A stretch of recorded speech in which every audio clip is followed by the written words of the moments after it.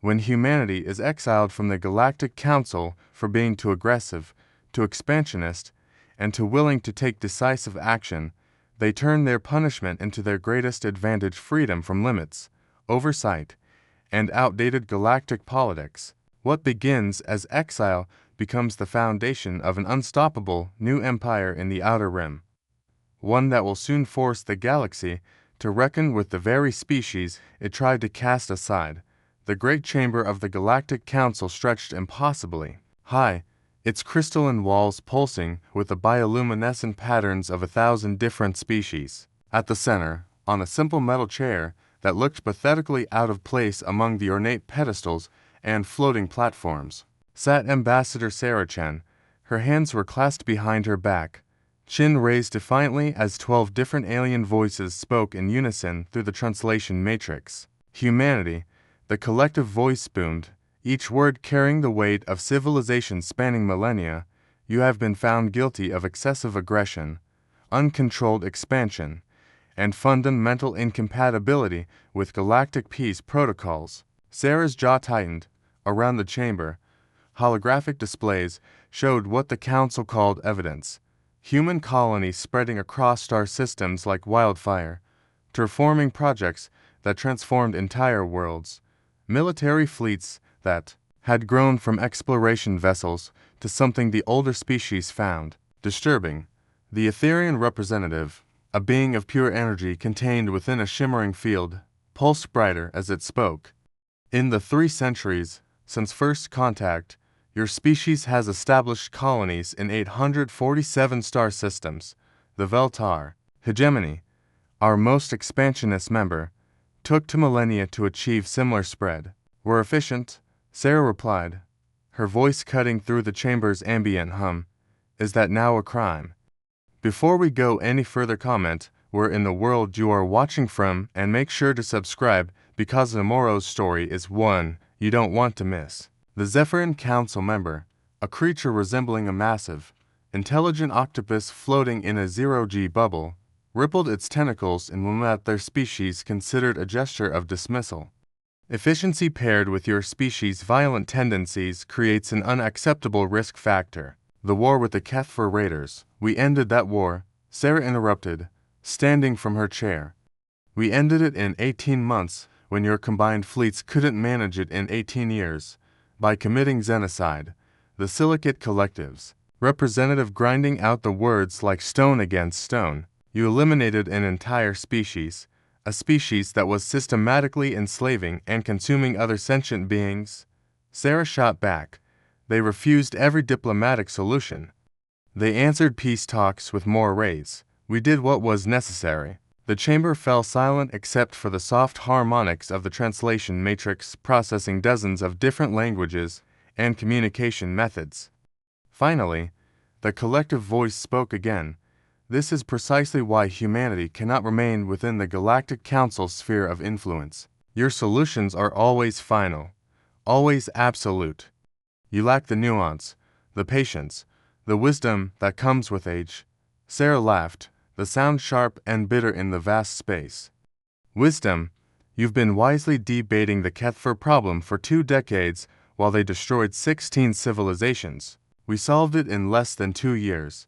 And that, said the progenitor representative, one of the oldest species in the galaxy, beings who had achieved spaceflight when humans were still discovering fire, is exactly why you must go. The verdict, when it came, was unanimous. Humanity would be given 1 standard galactic year to remove all presence from Council space. Any human vessels, colonies, or installations found within designated boundaries after that time would be considered acts of war. As the chamber's lights dimmed and the various representatives began to fade or float away to their respective domains, Sarah Chen stood alone in the center of the vast room. The weight of representing an entire species in exile settled on her shoulders, but as she walked toward the exit, her steps echoing in the emptying chamber, a small smile played at the corners of her mouth. The Council had made one crucial error in their calculations. They assumed exile was a punishment. The evacuation of human space within Council territory became the largest logistical operation in galactic history. What the Council expected to be a chaotic, desperate retreat instead became a demonstration of human organizational capability that left even their critics quietly impressed. Admiral Marcus Rodriguez stood on the bridge of the UES Defiance, watching through the viewports as the last human transport convoy prepared to leave the Kepler station system. The massive orbital installations that had housed over 12 million humans were being systematically dismantled, every useful component carefully catalogued and loaded onto the kilometer-long cargo vessels. "Sir," his communications officer reported, "we're receiving transmission from the Arcturian observer ship. They're requesting permission to board and document our evacuation procedures." Rodriguez raised an eyebrow.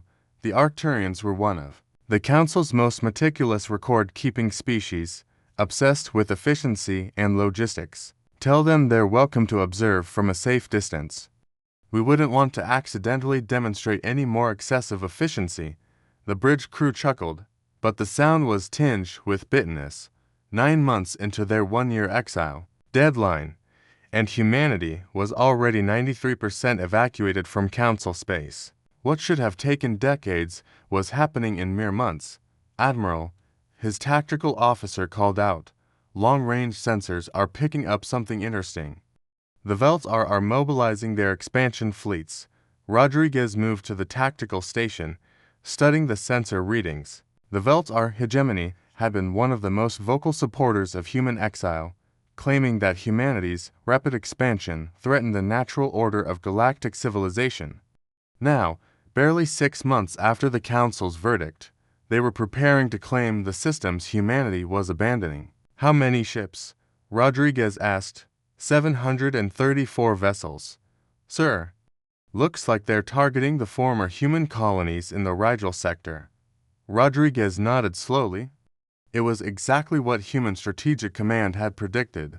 The Council members weren't just concerned about human expansion, they were jealous of it. Now they planned to swoop in and claim the fruits of human terraforming and development projects. "Send a message to Admiral Chen at Strategic Command," Rodriguez ordered. "Tell her the Velt are taking the bait. Operation Phoenix is a go." As the message was transmitted across the quantum communication network, Rodriguez looked out at the departing human fleet. 5,000 vessels of every class and configuration, carrying the population of dozens of star systems toward the galactic rim.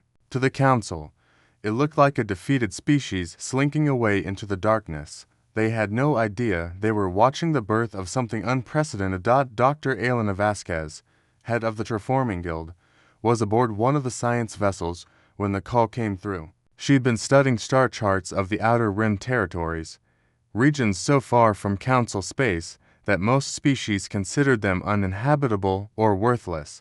Dr. Vasquez, the voice of Director Harrison, crackled through her personal communicator. "We've identified our first target system. Designation? Kepler 442. 5 planets, 2 in the habitable zone, rich asteroid belt, and completely ignored by every Council species for the last 3,000 years. Elena pulled up the system data on her workstation. What she saw made her grin. Ignored because it would take conventional terraforming techniques about 400 years to make it suitable for most Council species, she murmured. Running calculations. But with human atmospheric processors and genetic adaptation techniques, 18 months. Director Harrison's voice confirmed her thoughts. Maybe less if we deploy the new fusion-powered weather control systems. I'll prep the advanced teams, Elena said, her excitement growing. Sir, the Council thinks they're sending us into exile. What they've actually done is given us a head start. Meanwhile, aboard the UES New Geneva, General Patricia Washington was having a similar conversation with her staff. The ship's war room was filled with holographic displays showing fleet movements, resource allocations, and strategic projections. The beauty of it, General Washington explained to her assembled commanders, is that they've literally handed us the perfect strategic position. We're being pushed to the outer rim, the one region of the galaxy that's rich in resources, but too difficult for the comfortable Council species to bother with. Colonel James Park, her chief of operations, nodded approvingly. While they're fighting over our leftovers in council space, we'll be building from scratch with no oversight, no restrictions, and no neighbors to complain about our excessive expansion. Exactly, Washington confirmed. And by the time they realize what we're building out here, it'll be too late to stop us. The evacuation continued with clockwork precision. Every human facility was stripped down to the molecular level, every resource cataloged and relocated. The council observers noted the efficiency but missed the deeper significance. Humanity wasn't fleeing, they were relocating. As the last human ship crossed the boundary into the outer rim, Ambassador Saracen, now Director of External Relations for the newly formed Human Stellar Confederation, recorded a final message to the Galactic Council. To the members of the Galactic Council, she said, sitting in her new office aboard the HSC Unity, the massive command ship that would serve as humanity's mobile capital until permanent worlds were established. You have granted us exile, believing it to be a punishment. Instead, you have given us the greatest gift possible, freedom from your limitations. She paused, looking out at the viewport where 1,000 human ships were already spreading out toward distant stars. We came to you as explorers, seeking wisdom and friendship among the stars. You rejected us for being too aggressive, too expansionist, too willing to take decisive action. Very well, we accept your judgment. Her expression hardened slightly. But, remember this moment, Council members. You had the chance to guide humanity's growth, to shape our development as a galactic civilization. Instead, you chose to cast us out. What we become in the darkness beyond your borders is no longer your responsibility to direct, but it will become your reality to face.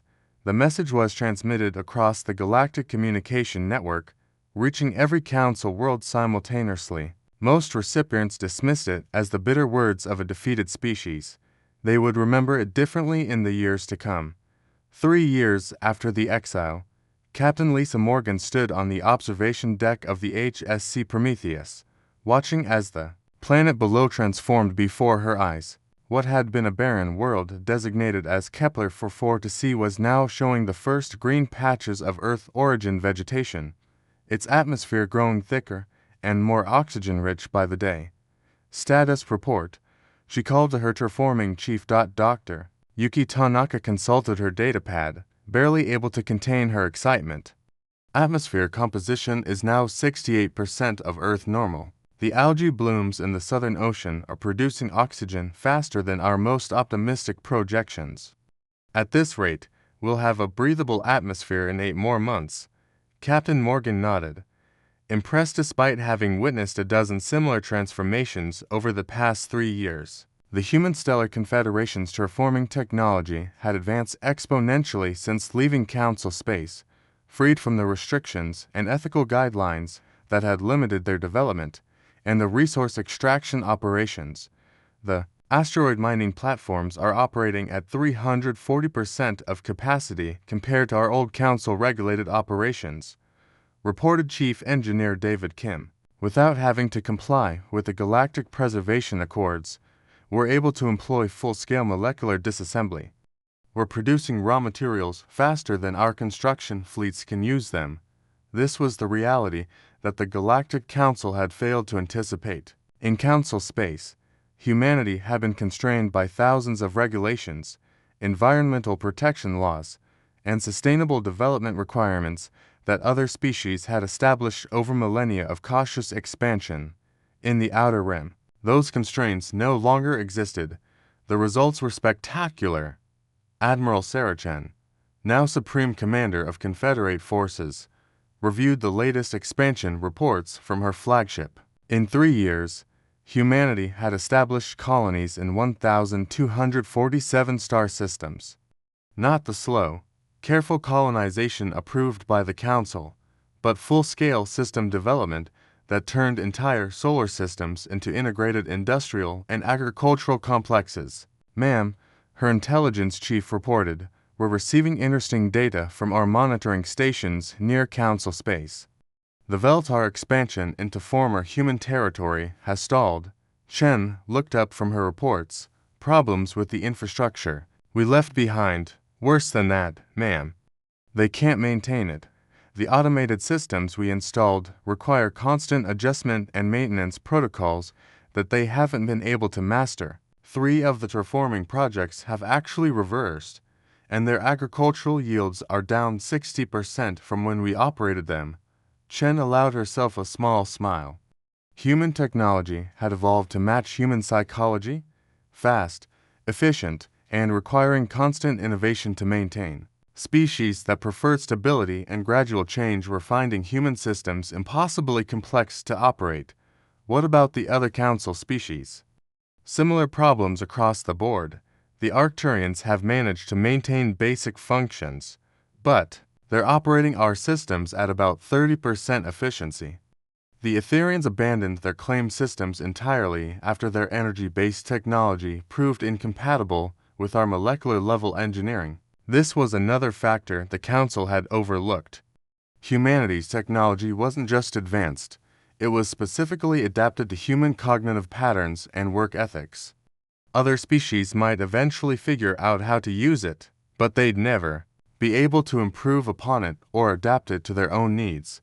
Meanwhile, in the Kepler 442 system, the first generation of Rimborn humans were coming of age. These weren't children who had grown up under Council oversight, learning to moderate their ambitions and respect the natural order of galactic civilization.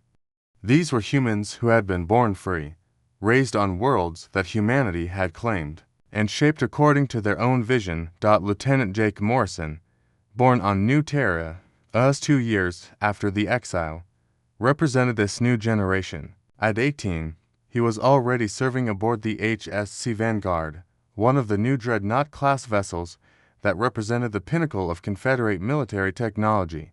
Sir, he reported to Captain Rodriguez, the former admiral who had chosen to remain in active service rather than accept a desk job. Long-range sensors are detecting unidentified ships at the edge of the system.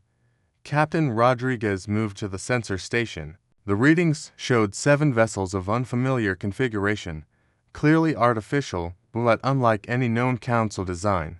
Communications. Rodriguez asked, "They're broadcasting on multiple frequencies, but the signals are ... strange, almost like they're trying every possible communication protocol simultaneously." Rodriguez frowned. "Unknown species, that would be my guess, sir, and based on their approach vector, they're coming from deeper in the outer rim, from regions that even we haven't explored yet." This was the moment that would change everything. The Galactic Council had assumed that the outer rim was empty except for a few primitive species that posed no threat to galactic civilization. They were about to discover how wrong they were. The lead alien vessel was massive, easily twice the size of the Vanguard and clearly designed for long-range exploration. As it came within visual range, its hull was revealed to be a patchwork of different technologies, as if multiple species had contributed to its construction. "Sir," the communications officer reported, "we're receiving a transmission, audio only, but it's in ... English." Rodriguez raised an eyebrow. "Put it through." The voice that came over the speakers was definitely not human, but the English was perfect. "Human vessel, this is Exploration Commanders Ethkar of the Free Species Alliance. We request permission to approach for diplomatic contact. Free Species Alliance," Rodriguez muttered, then activated the communicator. "This is Captain Rodriguez of the Human Stellar Confederation. Permission granted. Approach on Vector 7-7-Mark-4. As the alien ships moved closer, Rodriguez couldn't shake the feeling that humanity's exile was about to become much more complicated. And in the deepest regions of the Outer Rim, ancient listening posts that had been dormant for millennia suddenly came online, detecting the energy signatures of human ships and beginning to transmit signals toward the galactic core. The Council had exiled humanity to remove a threat to galactic stability. Instead, they had awakened something much older and far more dangerous than human ambition. The diplomatic meeting took place aboard the neutral research station Kepler 442d, a massive orbital platform that had been constructed in the system's asteroid belt. Captain Rodriguez found himself facing beings unlike anything in the Galactic Council's databases. Commander Zethkar was clearly reptilian in origin, but his scales held a metallic sheen that suggested technological integration at the biological level. Beside him stood two other beings. One appeared to be a crystalline entity similar to the Silicate Collective, but far more mobile and expressive, while the third seemed to be a sophisticated AI construct in a humanoid shell. Captain Rodriguez, Zethkar began, his English flawless despite the alien physiology. We represent species that were also exiled from galactic civilization, though our exile occurred long before your Galactic Council even existed. Rodriguez leaned forward, intrigued. How long ago? The crystalline being, introduced as Scholar Velth Ara, pulsed with different colors as she spoke. My people, the Kethmeran, were cast out approximately 12,000 years ago for excessive scientific experimentation. The galactic hegemony of that era considered our research into dimensional manipulation too dangerous. The AI construct, designation Cipher 77, added in a perfectly modulated voice, my creators, the Synthesis Collective, were exiled 8,000 years ago for achieving technological singularity. The organic species of that time feared that artificial consciousness would replace biological life. Rodriguez absorbed this information. And you've been out here all this time, not just surviving, Zethkar replied, his reptilian features forming what might have been a smile. Thriving. The Free Species Alliance includes 47 different species, all exiles from various galactic governments over the millennia. We've built our own civilization beyond the reach of those who fear progress. Scholar Velth R's colors shifted to what Rodriguez was beginning to recognize as excitement. When our long-range sensors detected human expansion patterns, we knew we had found kindred spirits. Your rate of technological advancement, your adaptability, your willingness to embrace change rather than fear it, these are the qualities that got us exiled as well. Captain Rodriguez felt a growing excitement. You're offering an alliance. More than that, Cipher 77 said, we're offering integration. The Free Species Alliance has technologies and knowledge accumulated over 12 millennia of unrestricted development. In exchange, we want access to human innovation and expansion capabilities. What kind of technologies? Rodriguez asked, trying to keep his voice level. Zethkar gestured, and a holographic display materialized in the center of the room, dimensional. Fold engines that can transport entire fleets across the galaxy instantly. Matter converters that can transform asteroids into perfectly structured habitats in hours rather than years. Biological adaptation systems that can modify any species for any environment. The display showed images that made Rodriguez's mind reel. Entire star systems transformed into integrated megastructures, planets reshaped at will. Ships that seemed to bend space itself around them. And in exchange, Rodriguez asked, your expansion methodology. Scholar Velth R replied, in 12,000 years, we've become somewhat comfortable. Our 47 species have settled into sustainable patterns. But sustainability, in growth, we've forgotten how to reach beyond our limits. Humans remember, Cipher 77 added. Every report we've intercepted from Council Space speaks of human aggression and excessive expansion. To us, those sound like compliments. Rodriguez activated his communicator.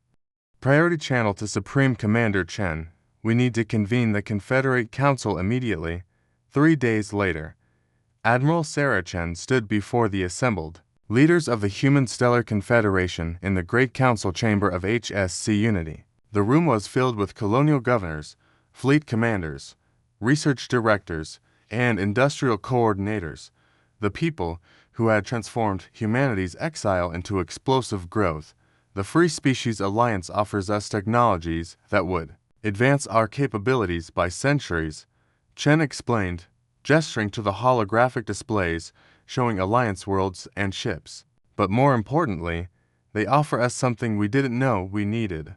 Perspective. Governor Martinez of the new Terra system raised his hand. What kind of perspective? The perspective of experience. Chen replied. These species have been exiled for thousands of years. They've faced every challenge we're facing now, and they've overcome them.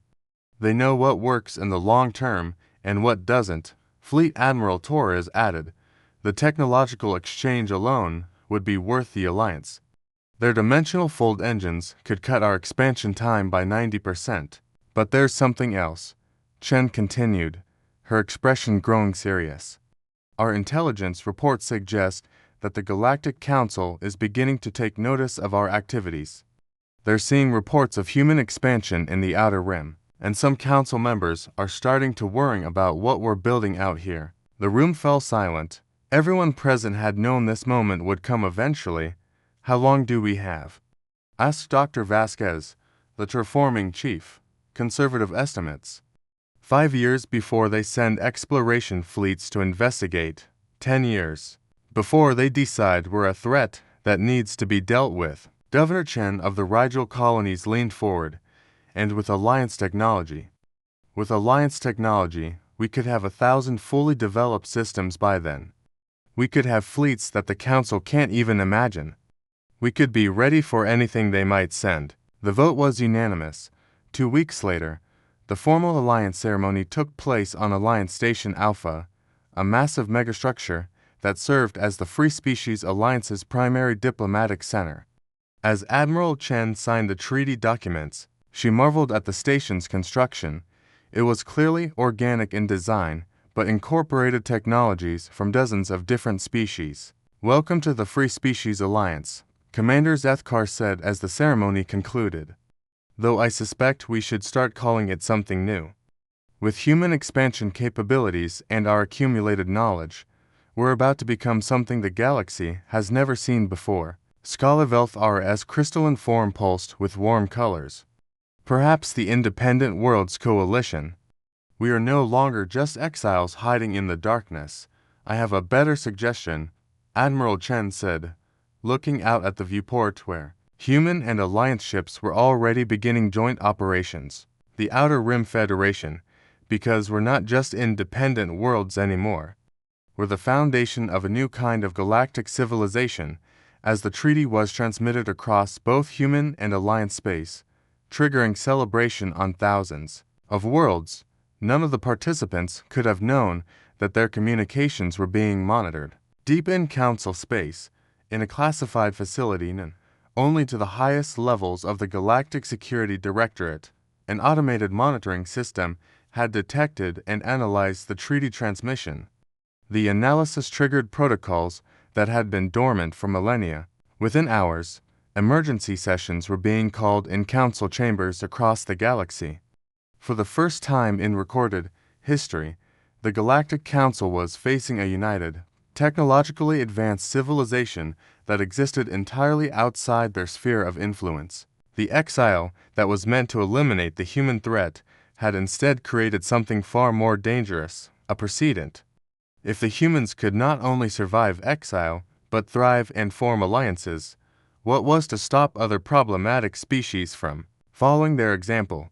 The age of the Galactic Council's unchallenged authority was ending. The age of the Outer Rim Federation is about to begin. 10 years after the exile, the first Galactic Council exploration fleet entered what had once been the empty void of the Outer Rim. What they found defied every prediction their scientists had made. Commander Velthas of the Etherian Deep Space Corps stared at his ship's displays in disbelief. Are you certain these readings are accurate?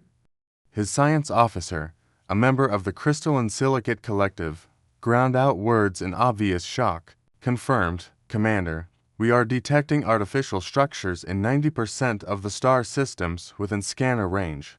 Industrial energy signatures suggest massive manufacturing capabilities. How massive? Sir. Individual systems are showing energy outputs equivalent to the entire Turian industrial sector. Commander Velthas felt his energy field fluctuate with anxiety. The Arcturian hegemony was one of the Council's most industrialized civilizations. Their manufacturing capabilities built up over 3,000 years of steady expansion. If individual Outer Rim systems were matching their output. Double quotes, Sir. The tactical officer's alarm cut through his thoughts. Unknown vessels approaching on intercept vector. Configuration is ... unprecedented. The ships that appeared on their screens were clearly evolved from human designs, but they were like nothing in the Council's databases. Sleek, predatory forms that seemed to bend light around them, moving with impossible grace through space. Sir, were being hailed. Open communications. The voice that came through the speakers was unmistakably human, but there was something different about it, a confidence that bordered on arrogance. Galactic Council vessel.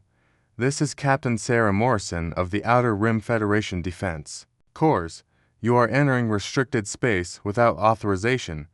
This is Commander Velthes of the Galactic Council Deep Space Command, he replied, trying to project authority. We are conducting authorized exploration of unclaimed territories. A pause. Then, almost amused, Commander, there are no unclaimed territories in this region. Everything within a 50 light-year radius of your current position falls under Federation jurisdiction. You'll need to state your business or return to Council space. Commander Velthes felt his energy field spike with indignation. The Galactic Council recognizes no authority beyond its own jurisdiction. These regions were classified as uninhabited void, were being the operative term, Captain Morrison replied. Commander, I'm transmitting current territorial maps to your navigation system. As you can see, the void is void no longer. The data that appeared on Velthes' screens was staggering. The entire outer rim had been carved up into territorial zones, each one containing multiple star systems with full industrial and colonial development. The Human Stellar Confederation controlled the largest sector, but there were dozens of other names, species he'd never heard of. What is the Free Species Alliance? He asked his science officer. Unknown, sir. None of these species are in our databases. Captain Morrison's voice came through the speakers again. Commander, you seem confused. Perhaps you'd benefit from a more ... comprehensive briefing. I'm authorized to escort you to Federation Station 1 for diplomatic contact. That won't be necessary, Velthes replied stiffly. We'll be returning to Council space to report our findings. I'm afraid that's not an option. The casual tone of the human's voice made Velthes' energy field fluctuate with alarm. Explain. Your ship's scanner sweeps have collected detailed intelligence on Federation defensive positions and industrial capabilities. Standard security protocols require that such intelligence be contained until proper diplomatic channels can be established. You're detaining a Galactic Council vessel. Velthes couldn't keep the shock from his voice. I'm offering you a choice, Commander. Accept escort to Federation Station 1 for diplomatic processing, or have your ship's memory banks wiped and be escorted back to the Council border under guard. The Federation takes its security very seriously. Velthes looked around his bridge at the faces of his crew. All of them showed the same shocked disbelief. In 3,000 years of Galactic Council authority, no one had ever dared to detain a Council vessel. Sir, his tactical officer reported quietly, were surrounded. 15 ships, all showing power signatures significantly higher than our own. When had they gotten so close? The human ships moved with impossible stealth, appearing on sensors only when they chose to. Very well, Velthes said finally, we accept your ... invitation. Federation Station 1 was unlike anything in Council space. Instead of the elegant, organic architecture favored by most species, it was a massive geometric construct of gleaming metal and energy fields. As their ship was guided to a docking bay, Velthes noticed that the station was clearly designed for multiple species. There were sections with different atmospheric compositions, gravity levels, and even what appeared to be zero-space environments. For energy-based life forms, the human who met them at the airlock was tall, confident, and wore a uniform that managed to suggest both military precision and diplomatic authority. Commander Velthes, I'm Admiral Patricia Chen, Federation Diplomatic Corps. Welcome to the Outer Rim. Admiral. Velthes asked as they walked through corridors that bustled with activity from dozens of different species. Are you related to Sarah Chen, the former human ambassador? My mother, Admiral Chen replied with a slight smile. She sends her regards. By the way, she's currently serving as president of the Federation Council. President. Velfas processed this information as they entered what was clearly a diplomatic briefing room. The walls were covered with displays showing Federation territory, fleet, positions, and industrial output statistics that made his energy feel dim with shock. Commander, Admiral Chen began, taking a seat across from him. Let me be direct. The Galactic Council exiled humanity 10 years ago, believing that isolation would contain what you saw as a threat. Instead, you gave us exactly what we needed: freedom to develop without restriction and the motivation to exceed every limit you thought we respected. She gestured to the displays. The Outer Rim Federation now controls over 2,000 star systems. Our combined industrial output exceeds the entire Galactic Council by a factor of 12. Our technological capabilities ... double quote. She paused, seeming to choose her words carefully. Let's just say we've advanced considerably. Impossible, Velfas sighed, but his voice lacked conviction. Commander, your own sensors have confirmed it. But let me show you something that might put this in perspective. Admiral Chen activated a holographic display that showed the galaxy with both Council and Federation territories marked. The Council space, which had seemed vast and dominant for millennia, now looked like a small cluster in the galactic center. The Federation territory stretched across the entire outer rim, representing perhaps 30% of the galaxy's total volume. We now have access to resources that dwarf anything available in Council space. Admiral Chen continued, rare elements that exist only in the galactic rim, energy sources that your species haven't even discovered yet, and most importantly, we have allies. Did you think humanity was the only species your predecessors exiled over the millennia? Admiral Chen's smile was not entirely friendly. The Free Species Alliance has been waiting in the outer rim for 12,000 years.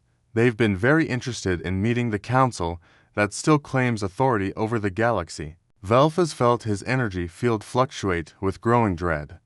What do you want, right now? Nothing.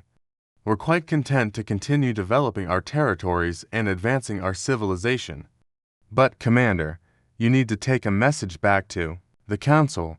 She leaned forward, her expression growing serious. The age of the Galactic Council's unchallenged authority is over. We're not hiding in exile anymore. We're building something new, something better. And if the Council tries to interfere with our development or threaten our allies, they'll discover thus how much humanity has learned in the past 10 years.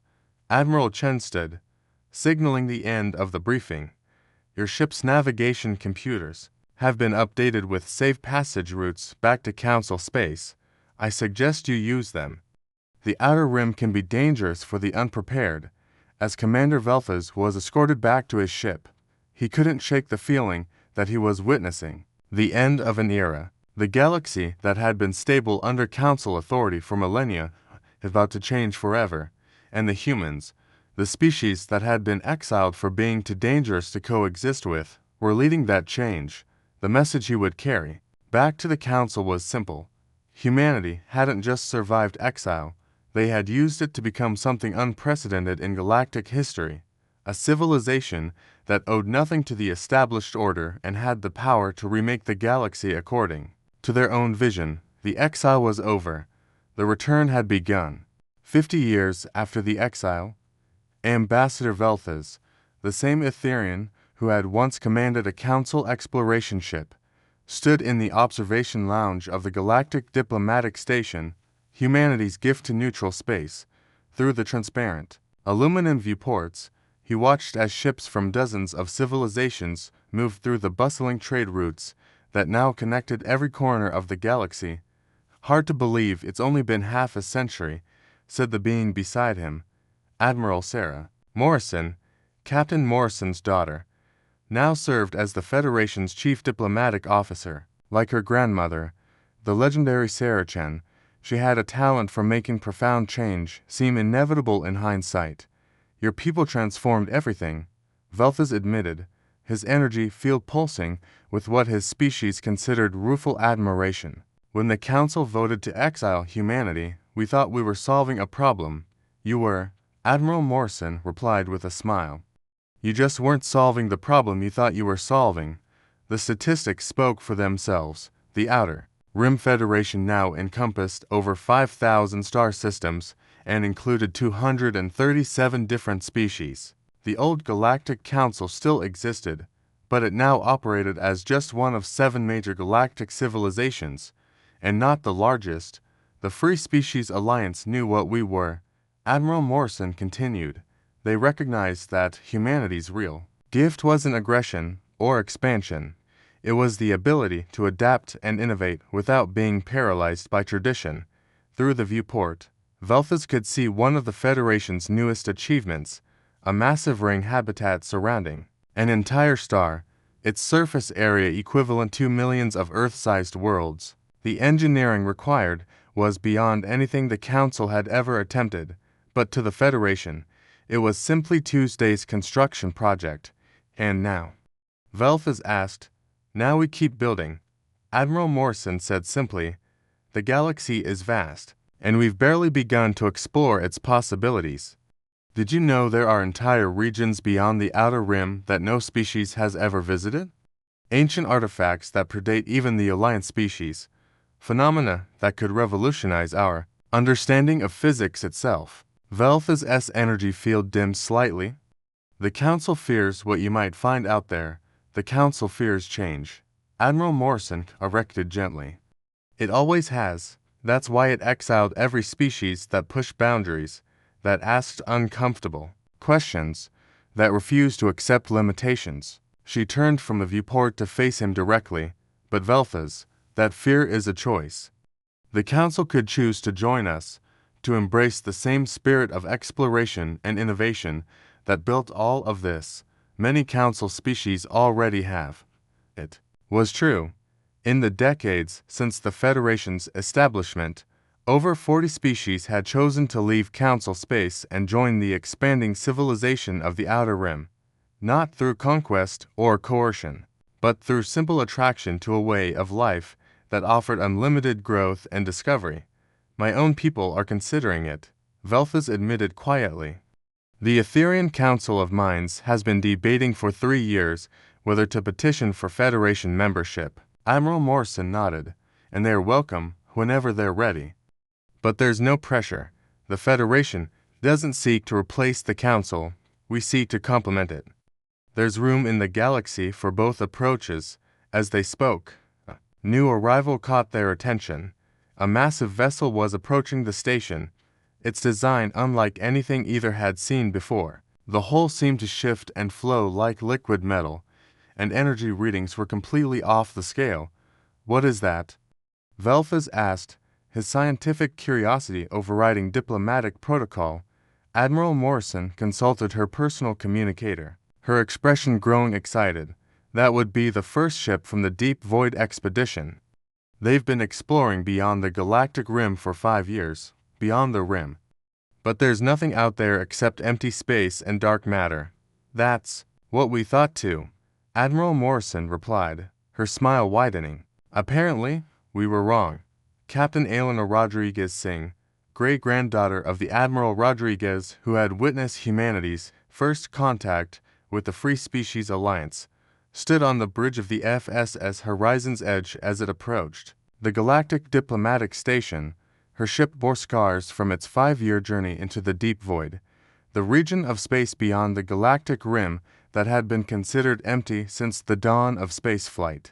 Captain, her science officer, reported, we're receiving priority communication from Federation Command. Admiral Morrison wants a full briefing as soon as we dock.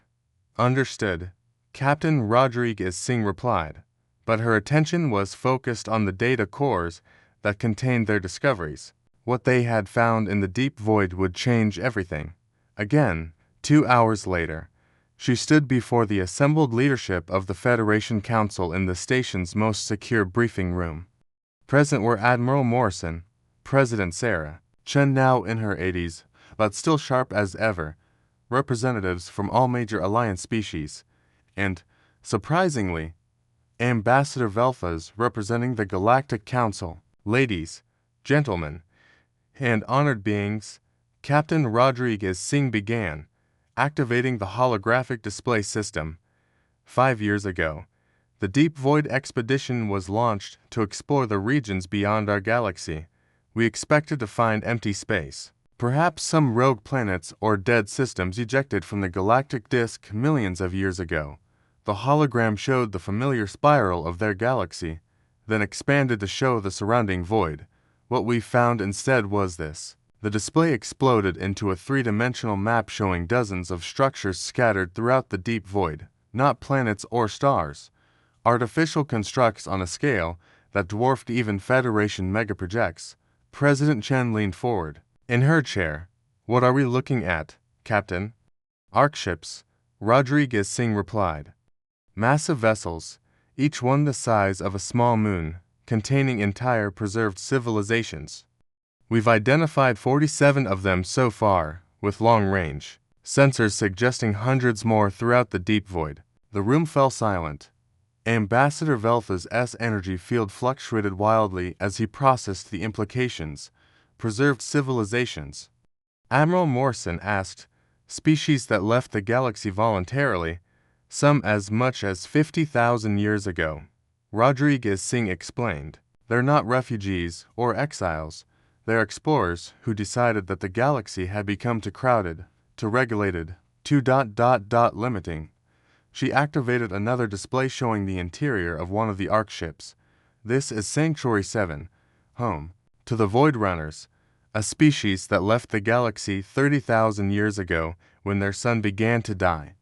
Instead of finding a new world within the galactic disk, they built this." The images showed cities that spanned the interior surface of a hollow world, powered by artificial suns and sustained by technology that seemed to blend physics with something approaching magic. "They've been watching galactic civilization for millennia," Rodriguez Singh continued.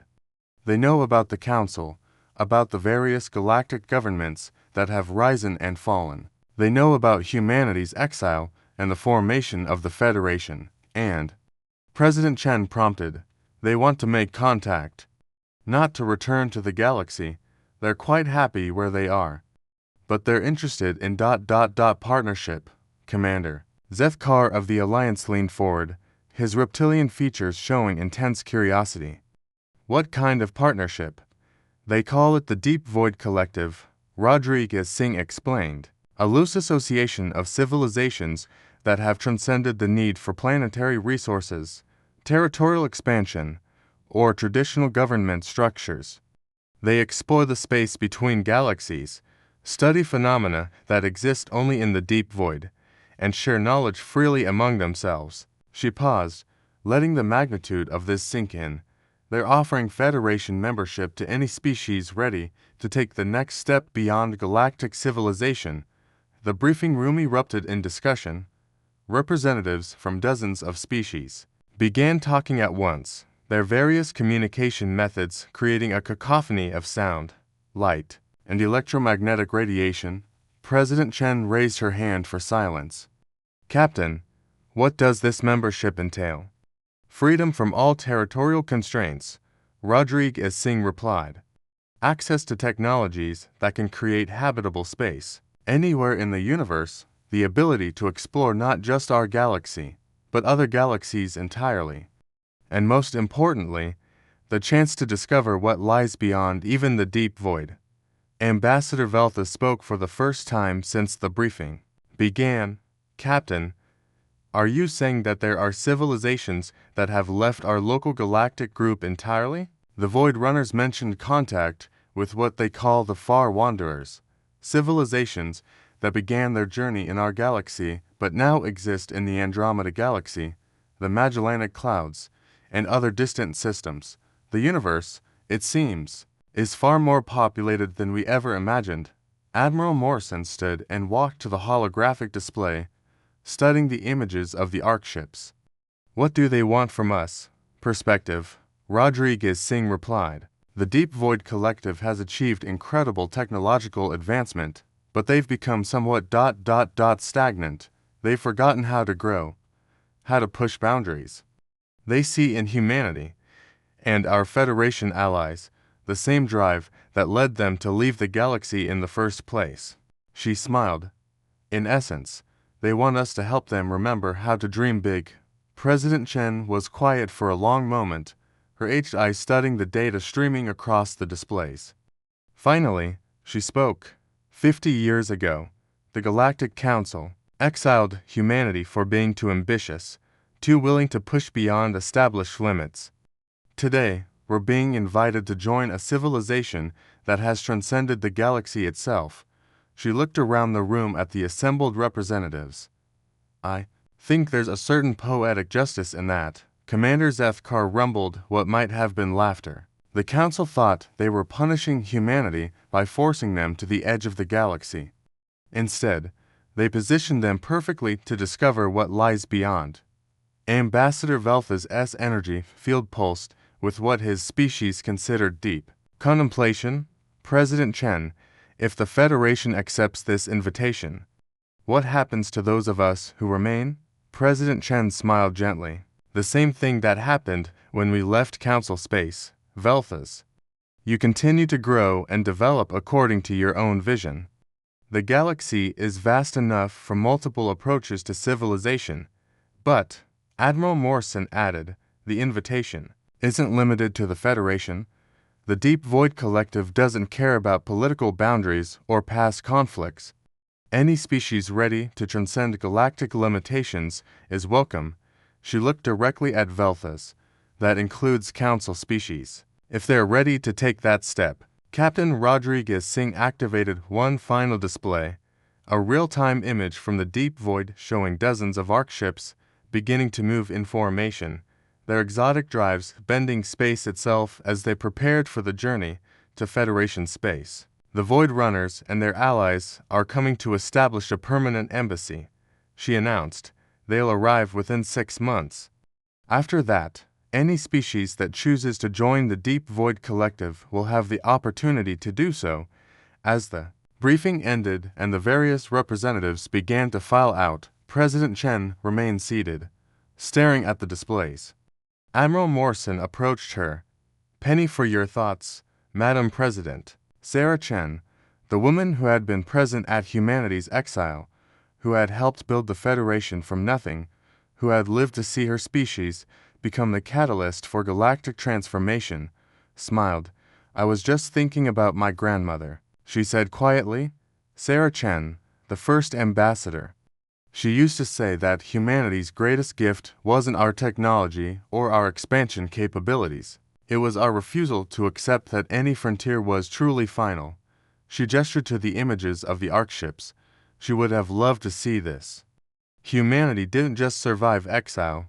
We used it to discover that the galaxy itself was just another starting point. Admiral Morrison nodded.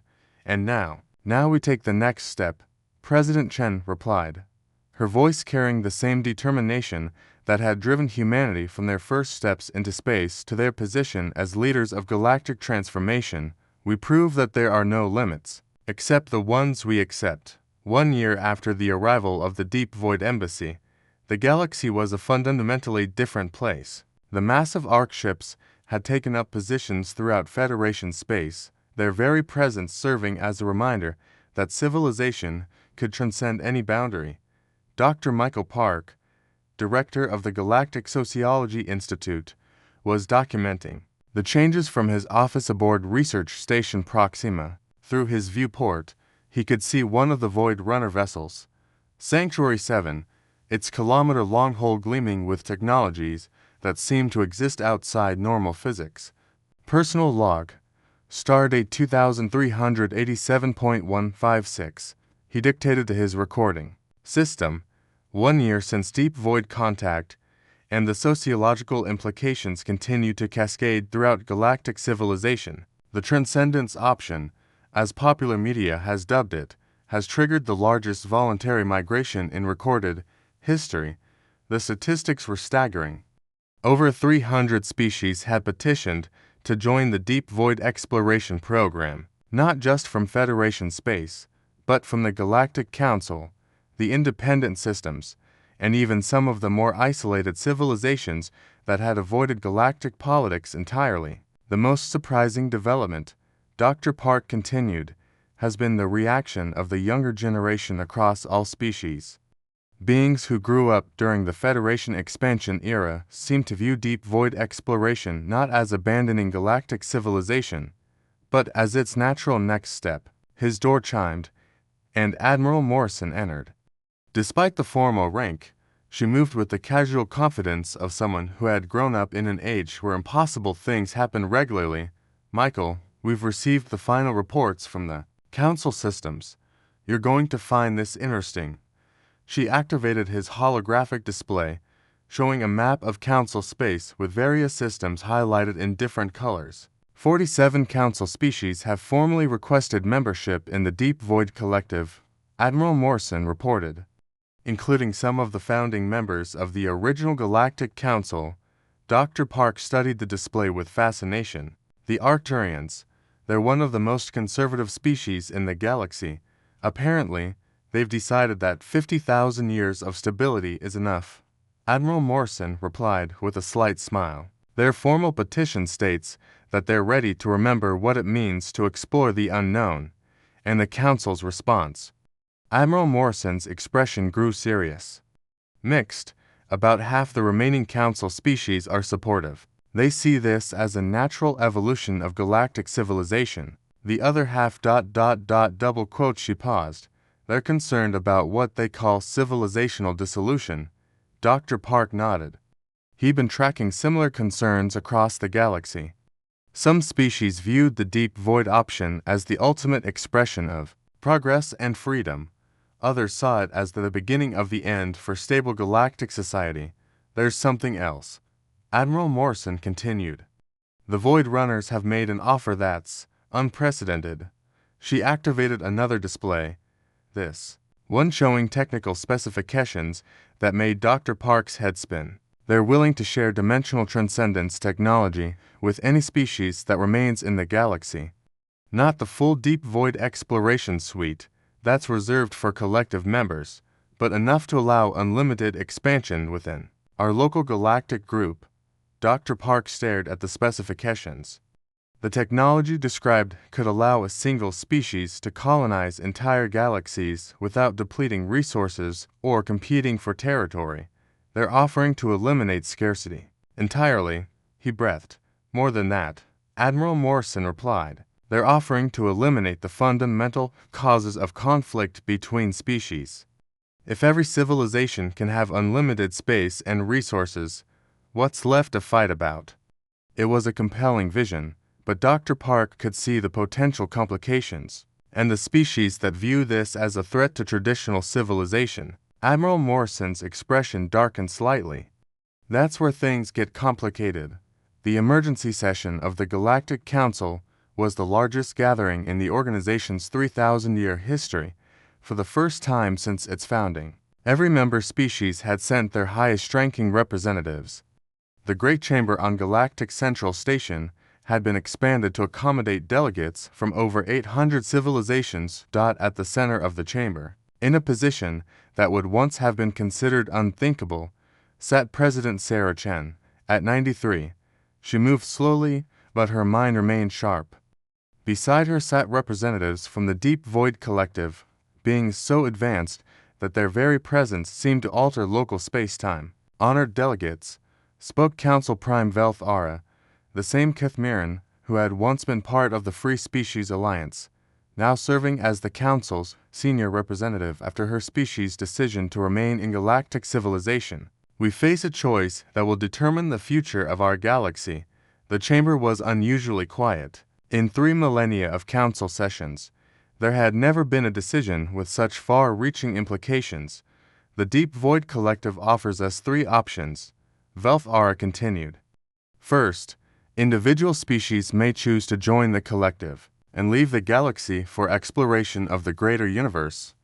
Second, species may remain in the galaxy but accept dimensional transcendence technology that will eliminate resource competition and territorial conflicts. Third, species may reject both options and continue with traditional galactic civilization. She paused, her crystalline form pulsing with colors that indicated deep contemplation. However, the collective has made it clear that this choice must be made within the next 5 years. After that, their embassy will depart for the next galaxy, and the offer will not be repeated. Delegate Morthic of the Regellian Assembly stood to speak. Council Prime, what assurance do we have that accepting these technologies won't fundamentally alter our species' nature? The humans were changed by their exile.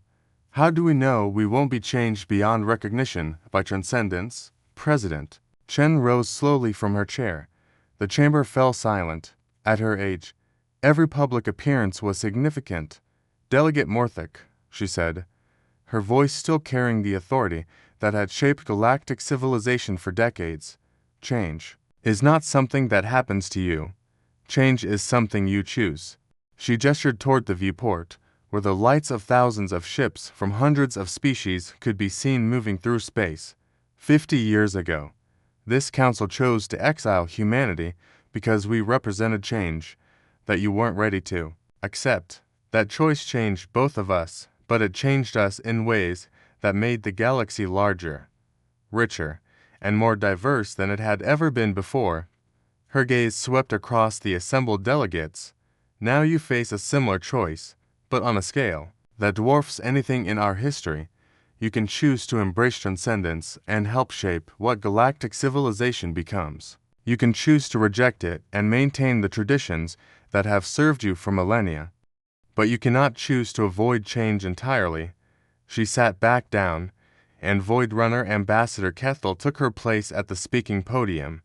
The being's form seemed to shift and flow as it spoke, its voice carrying harmonics that resonated in ways that normal speech could not. Delegates of the Galactic Council, the ambassador began, we do not come as conquerors or missionaries. We come as graduates, offering to share what we have learned during our time beyond the galaxy. The Chamber's translation system struggled to convey the full meaning of the ambassador's words, but the essential message was clear.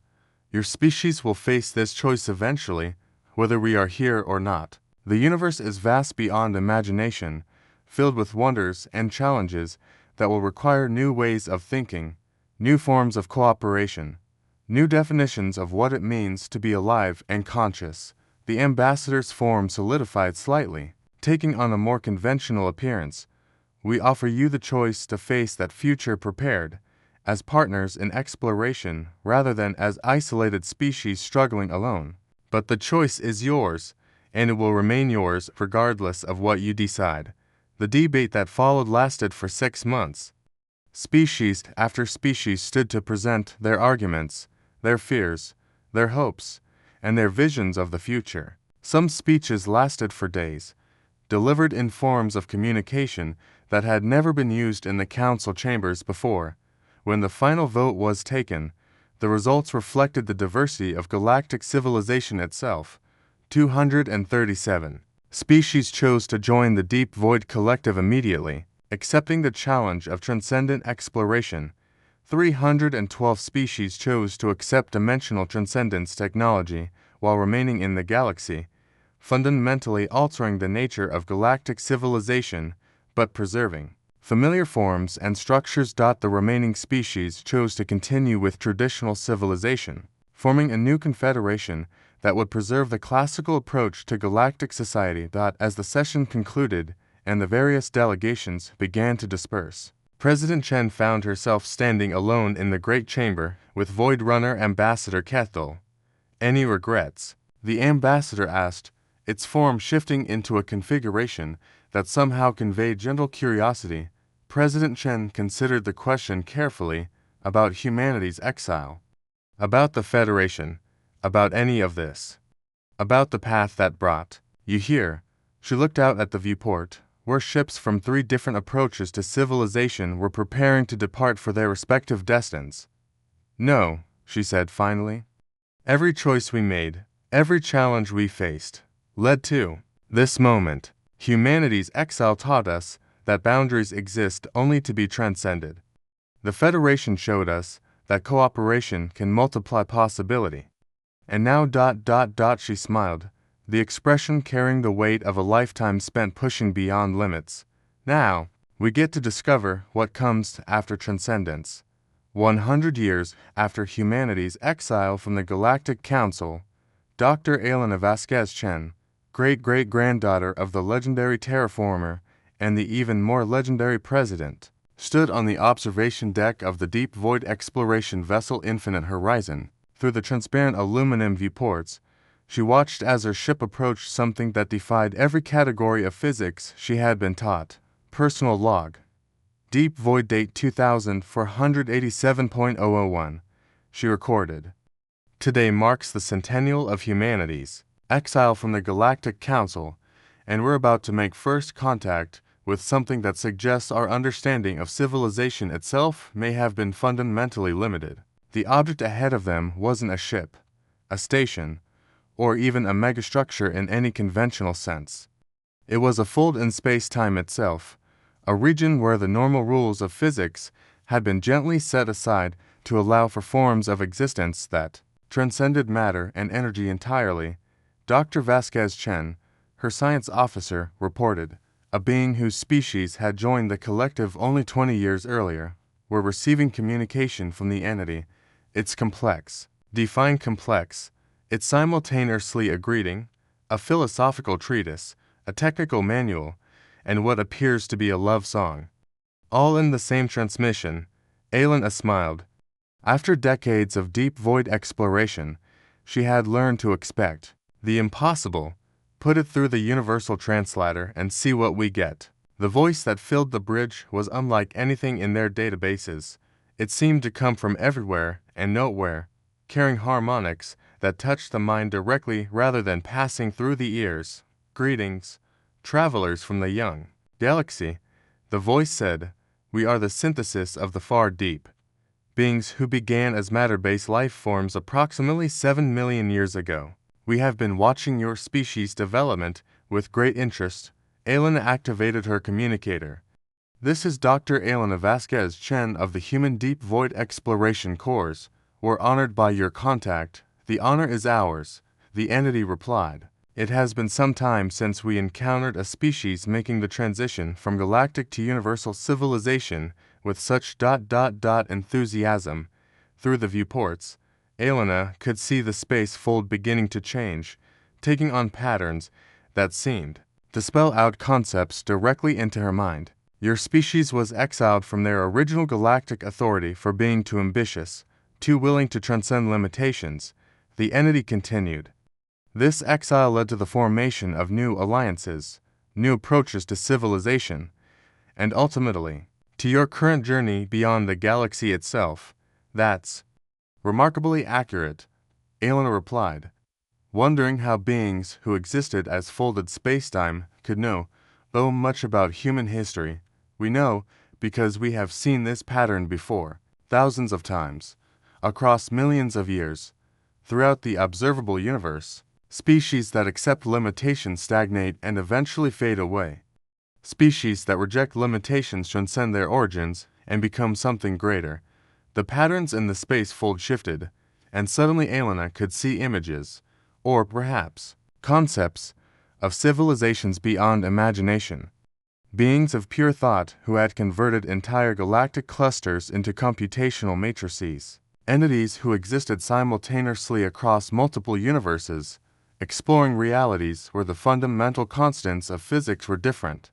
Civilizations that had transcended not just physical form, but time itself, existing as eternal processes rather than temporary configurations of matter. This is what lies beyond transcendence, the entity explained, not an ending, but a new beginning. A chance to explore not just the universe as it is, but the universe as it could be. Elena felt her heart racing with excitement and awe. Are you offering us membership in this ... synthesis? We are offering you knowledge of the next step. The entity replied. Your species, and your allies in the Deep Void Collective, have demonstrated the essential quality, the refusal to accept that any frontier is final. In another few million years, when you have fully explored the possibilities of material existence, you will be ready to join us in exploring the possibilities of existence itself. As the transmission ended and the space fold began to fade back into normal physics, Elena stood quietly on her ship's bridge, absorbing the magnitude of what they had just learned. Dr. Vasquez Shen, her communications officer, reported, "We're receiving priority transmission from the Deep Void Collective Council. All exploration vessels are being recalled for an emergency assembly." Elena nodded, but her thoughts were already racing ahead. If the synthesis had been watching their development, if beings who had transcended physical existence were tracking humanity's progress, then their exile had been far more significant than anyone had realized. The Galactic Council had exiled humanity for being too ambitious, too willing to push beyond established limits. In doing so, they had set in motion a chain of events that would eventually lead to humanity becoming the catalyst for universal transformation. As the infinite horizon turned back toward the Deep Void Embassy fleet, Elena began composing her report. Future historians would mark this as the moment when humanity, the species exiled for being too dangerous to galactic civilization, made contact with beings who existed beyond civilization entirely. The exile that was meant to contain human ambition had instead positioned them to become bridges between the material universe and whatever lay beyond it. Somewhere in the records of the Galactic Council, now just one of dozens of civilizational approaches scattered across their home galaxy, an automated system noted the centennial of humanity's exile. The notation was filed under historical events of minor significance. The universe itself knew better. In the deep archives of the synthesis of the far deep, in records that existed as patterns in the quantum foam itself, a new entry was added. Species designation: humanity. Origin: Sol system, Milky Way galaxy. Status: successfully transcended. Initial limitations through enforced exile. Current phase: deep void exploration with allied species. Projected timeline to next transcendence phase: 2.7 million years. Notes: exile intended as punishment proved to be optimal catalyst for unlimited development. Recommend continued observation. This species demonstrates the essential pattern. When artificial boundaries are imposed, transcendent species invariably exceed all expectations. The entry was filed under a category that roughly translated as civilizations that prove the universe has a sense of irony, and in the vast spaces between galaxies, in the folds of dimensions that normal physics couldn't detect, ancient beings, who had long ago transcended the need for names or forms pulsed with something that might have been cosmic amusement. The humans, exiled for being too dangerous to contain, had just taken their first step toward becoming something that could never be contained at all. The pattern continued, as it always had, as it always would: transcendence through adversity, growth through challenge, evolution through the simple refusal to accept that any limit was truly final. Humanity's exile was over. Their real journey was just beginning.